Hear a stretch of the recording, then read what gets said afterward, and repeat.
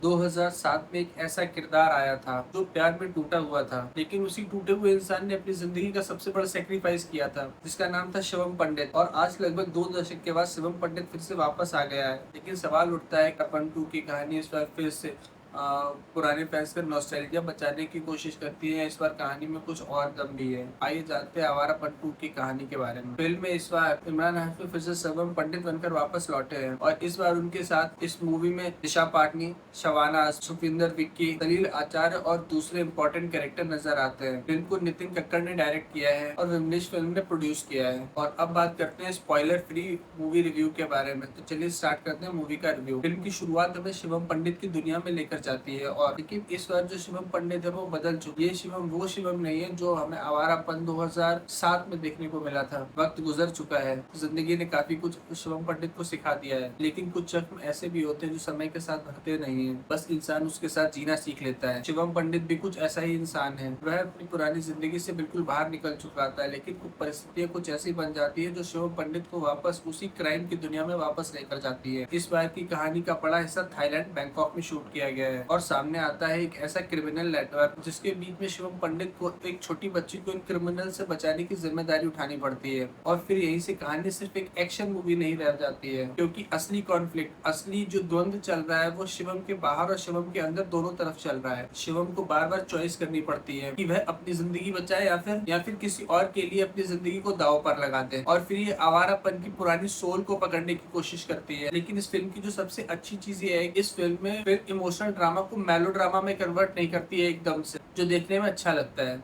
और मेरा फेवरेट कुछ जगह पर शिवम का साइलेंस उसका डायलॉग बन जाता है। और शिवम पंडित यानी कि इमरान हाशमी इस तरह के साइलेंट लुक से अपने दर्द को एक्सप्रेस करने में आज भी सबसे ज्यादा अच्छे एक्टर नजर आते हैं। अब बात करते हैं एक्टर्स की परफॉर्मेंस के बारे में। सबसे पहले इमरान हाशमी जो इस मूवी में शिवम पंडित का कैरेक्टर प्ले कर रहे हैं। इमरान हाशमी की सबसे अच्छी बात है कि वो अपने पुराने कैरेक्टर्स को कॉपी नहीं करते और इस मूवी में भी उन्होंने ऐसा ही किया। उन्होंने अपने पुराने कैरेक्टर को एग्जैक्टली कॉपी नहीं किया है। इस बार उनके कैरेक्टर में एक थकान सी नजर आती है, इमोशनल बैगेज नजर आता है। और सबसे बड़ी बात, इस मूवी में उनके चेहरे को देखकर ऐसा लगता है कि इस इंसान ने अपनी जिंदगी में बहुत कुछ खोया हुआ है। उनके एक्शन सीक्वेंस काफी अच्छे नजर आते हैं, इस मूवी में कंट्रोल नजर आते हैं। मेरे अकॉर्डिंग इस मूवी में जो उनके इमोशनल सीन्स है वो उनकी सबसे बड़ी स्ट्रेंथ होती है। बात करते हैं इस मूवी की लीड हीरोइन दिशा पाटनी के बारे में। इस मूवी में दिशा पाटनी को काफी ज्यादा स्क्रीन टाइम मिला है और इस मूवी में इमरान हाशमी के साथ उनकी केमिस्ट्री के कुछ मूवमेंट अच्छे लगते हैं, खासकर जहाँ रोमांस की बजाय उन दोनों के कैरेक्टर की इमोशनल अंडरस्टैंडिंग दिखाई जाती है।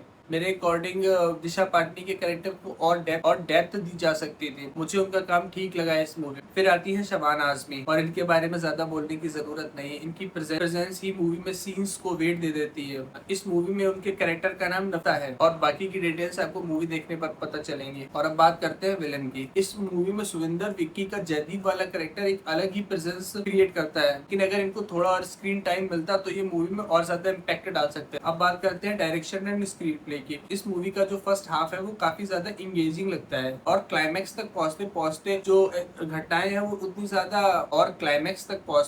घटनाएं उतनी ज्यादा बिल्ड नहीं हो पाती जितनी ज्यादा इस मूवी में होनी चाहिए थी, जितनी हम इमरान हाशमी की मूवी से एक्सपेक्ट करते हैं। अब सबसे इम्पोर्टेंट चीज के बारे में बात करते हैं आवारापन 2 के म्यूजिक के बारे में। आवारापन 1 का जो म्यूजिक था वो एकदम सोल टचिंग म्यूजिक था।